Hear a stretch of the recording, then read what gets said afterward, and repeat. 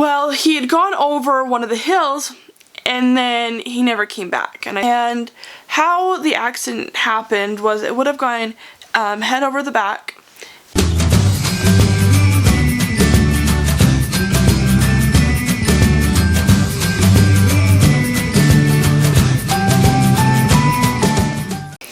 Hey everybody, welcome back to my channel. Hope you're having a great day, great night. Today I'm going to tell you guys a story that happened when I was about 10-11 years old, when my dad got in a four-wheeler accident, and kind of how I saw the first one there, but I want to go over this little story and tell you guys about it. Before we get into it more, please give this video a thumbs up and let me know what kind of videos and content you would like to be seeing from me, and I will be trying to do more of that. So make sure you do that, and let's get into this video. Alright, so to set the setting for how this was like for the scene, my family, we were all camping, a bunch of aunts and uncles. We go camping a lot, so this is pretty, well, at the time it was newer, but it's pretty normal. We do it now. And sometimes we'll go up in the mountains, but this particular one we were out more in like the desert here in Utah. There was just sagebrush, some juniper trees. It's pretty in its own way, but it's not my favorite. But that's kind of how it is. It's pretty open too. And so we're camping up there, and it was on another relative, like one of my uncles, his relative's property. And we're up there, and there was like fences around it where like they would sometimes keep cows. There was a couple of corrals and different things. A bunch of other camp trailers were in a circle, and we're just all camping out there. And I remember that morning I had woken up before everyone and just kind of walked around and just kind of prayed and just like thought about different things and just had that like special time to myself. So when we're up there, we did a lot of different fun things with the family, and one of them was we went four-wheeler riding. So just four-wheelers, and a bunch of like my aunts and uncles and grandparents had some. And at the time, I wasn't as familiar with four-wheelers. I was 11, I just moved back from Colorado, and out there we were more like in the city and not on the country as much. And I just had never like ridden them that much. But I was driving it was pretty fine. Right down below the camp, you could see it right below, was a bunch of like hills, and so people would come out there and just ride their four-wheelers or ATVs, whatever, around and go off the jumps and all that. And I wasn't very comfortable, so I was just like doing the little stuff, not that much. Sometimes I would go farther and like with other people, and we'd go and explore around camp. So that was fun. After we'd been there for a couple days, me and my dad were like, hey, let's go ride four-wheelers together. We'll go by the jumps and do different things. My dad was borrowing a Banshee of one of my other relatives. And Banshee four-wheeler, if you're not familiar, it's more of like, I don't know, sports, but more of a high speed one, just for like going off higher jumps, faster. I'm not sure all the details with it, but it's a nicer one, and it goes a lot faster. So we're going, I'm on like just the normal four-wheelers and going around and not going off that high of jumps and other things. And my dad's trying some stuff out. Well, he had gone over one of the hills, and then he never came back. And I thought, well, maybe he went over and went back to camp, and I just thought I was going to follow him. I thought, well, that was interesting, but whatever. Like, I've been waiting for a while, so I think maybe I'd stop my four-wheeler. I was like waiting because I was getting kind of bored. It's been a little while. So I drive back around, and I go over the side of this hill. I was driving back around, and I look over and I see my dad looking up at the hill. And I was like, well, that's interesting. Maybe he's just checking it out. So I drive my four-wheeler back around to where on the other side where all the other hills were. Parked my four-wheeler because I didn't want to go up that hill. Even though, like, now I would have, but I just wasn't as familiar with four-wheelers at the time. Parked it, went up the hill, and as I'm going over, I hear my dad yell, "Go get help." And I know something's wrong. I don't know exactly how much I saw of the injury.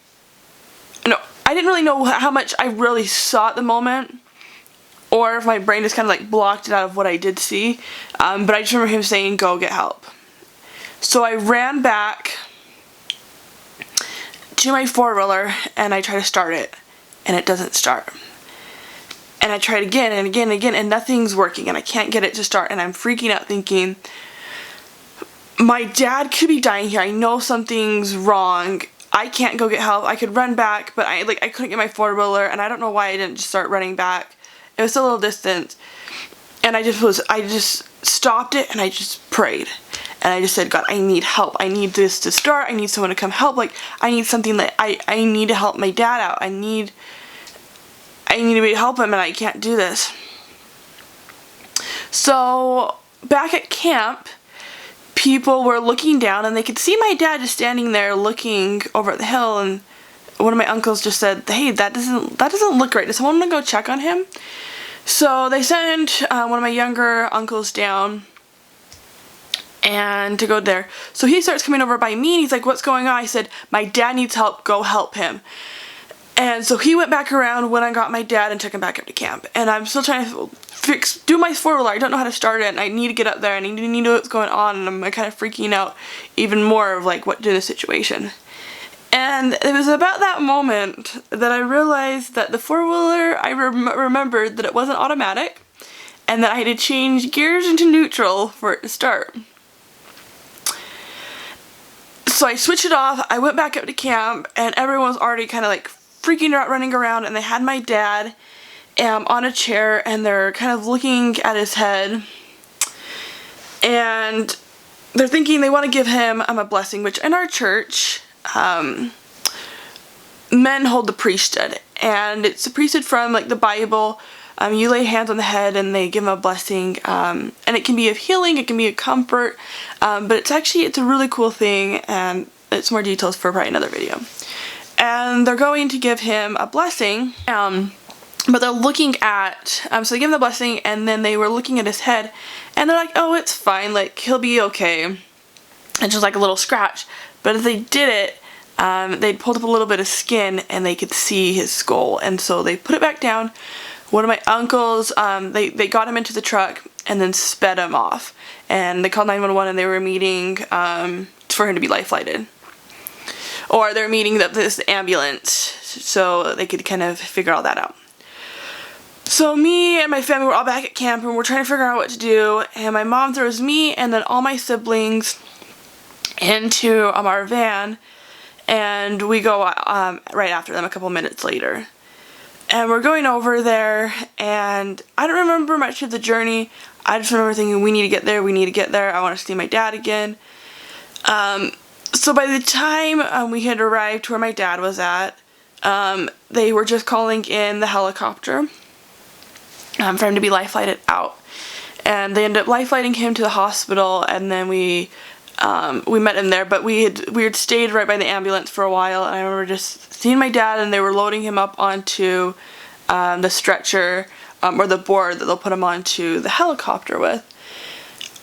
And what was kind of interesting is I don't remember really going into shock as much. Like, I remember being there, and not too much. As I look back, I think I might have been, but I was still very much aware it was going on. And I think when I've noticed since then is when there's emergencies, I go into like, I need help mode, like, what do I do, blah blah blah blah blah. So I think that was probably a lot of it too. And we ended up life-flighting my dad to the hospital, and we met him up there, and he had a couple skull fractures. He had that gash in his head, and a concussion, all these different things, and it took him like several chiropractors and everything, but he lived. And, which was a miracle, because we all thought he was going to die, especially we're all little. There's me, and then I have 5 other siblings, and we're all pretty young. They're all younger than me, so at the time the youngest I think should have been a year or so old, like a year or two, probably just a year, and so she was still really, really young.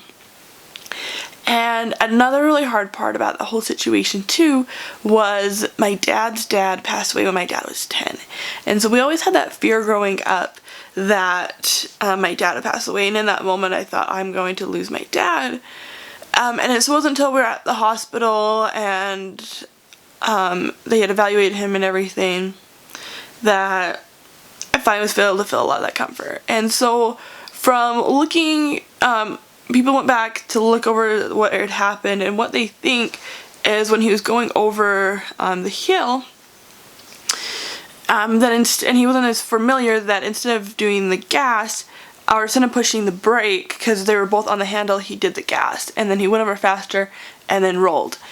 And we were kind of looking back at the miracles of the whole situation, because at that point, no one had really worn helmets when they were riding. It was just how we did. We didn't really use a lot of helmets. But as we're looking at the situation, we're saying, well, would a helmet have helped? And how the accident happened was it would have gone head over the back, and it would have probably crushed his head more when he would have hit. And so that was one big miracle that had happened, and that of everything that did happen, that he was still okay throughout the situation, that we knew angels had to be protecting him.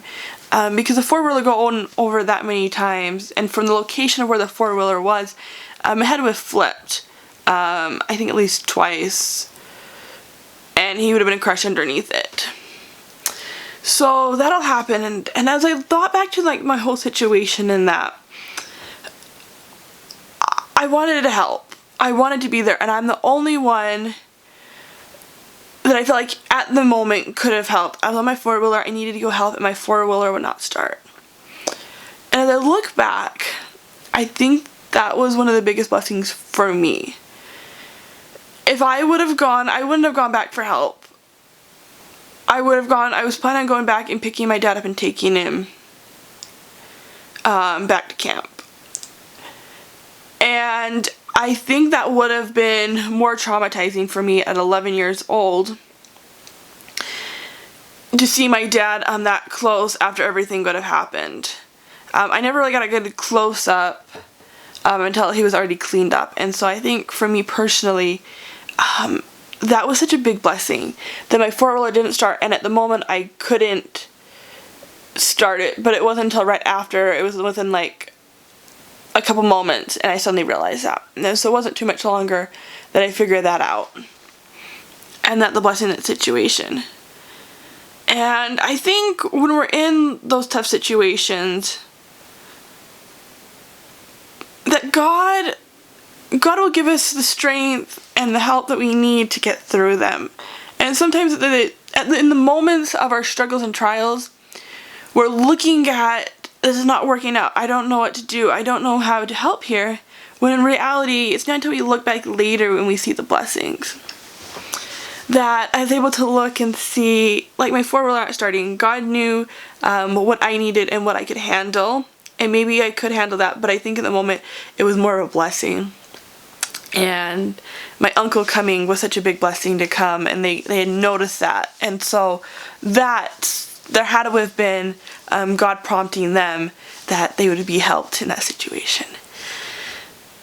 And as I've grown up and seen more and more things happen in my life, I know they're not coincidences. I know that there was help, that we did receive the comfort, and my dad did live. He's still healthy and happy and does everything a dad should be doing, and all these miracles that happened for the situation.